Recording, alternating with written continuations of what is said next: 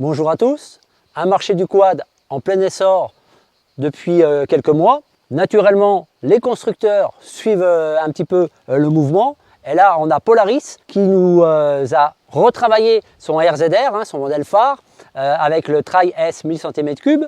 Le moteur, on le connaît, c'est le ProStar 1000 cm3 de 100 chevaux, mais plein de petites améliorations, des feux à LED, des suspensions Walker Event, plus plein de petits détails très sympas et un look avec cet arceau qui est quand même assez beau.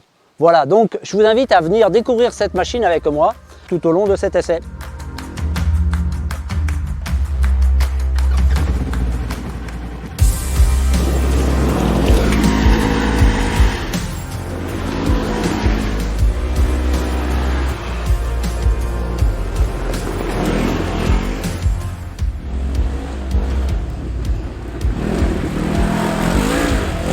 Moi, ce qui m'a le plus surpris, c'est vraiment le confort au niveau des sièges.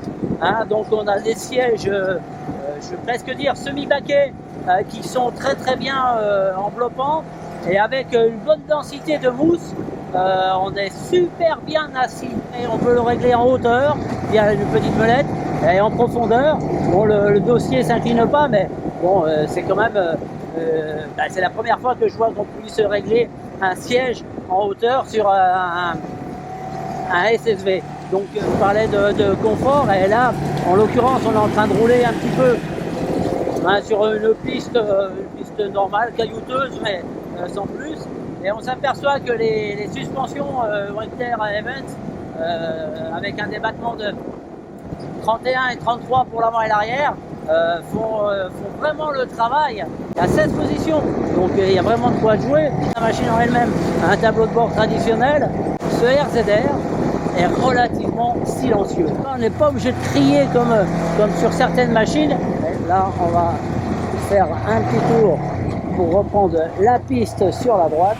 On a une largeur d'empattement de 154 mm, ce qui permet d'avoir une machine relativement compacte, contrairement à pas mal d'autres machines, et il peut se faufiler vraiment partout. Là, j'arrive quasiment à 50 km/h dans un virage, un petit peu de frein, c'est progressif, c'est puissant, rien à dire. Là on freine, ça freine droit, un petit saut, voilà. Par contre les rétroviseurs, je suis pas certain qui reste longtemps parce qu'il y a quand même des gros rétroviseurs. Allez, on va faire un petit demi-tour là. La direction assistée fait le taf. On a donc sur une autre position, une position neutre, une position parking, vitesse courte, vitesse longue. Là on repart en vitesse longue. Tout à l'heure on est passé sur la pierre grâce à la garde au sol quand même qui est de plus de 30 cm. Ça c'est dû aux nouvelles suspensions et également aux pneus Dirt Commander qui sont assez imposants. De bons pneus qui ont un bon grip, qui maintiennent bien. J'aimerais bien voir qu'est-ce que ça peut donner un petit peu dans du franchissement.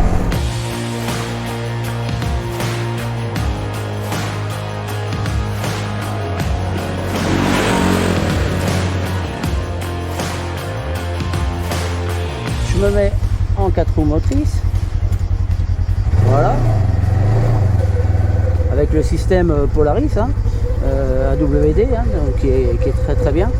Il a du frein moteur, j'ai vraiment testé sur une grande descente et là il y a vraiment un très bon frein moteur, ce qui est quand même agréable et rare. La machine est vraiment très maniable, c'est vraiment un gros avantage. Et ça permet de passer quasiment partout.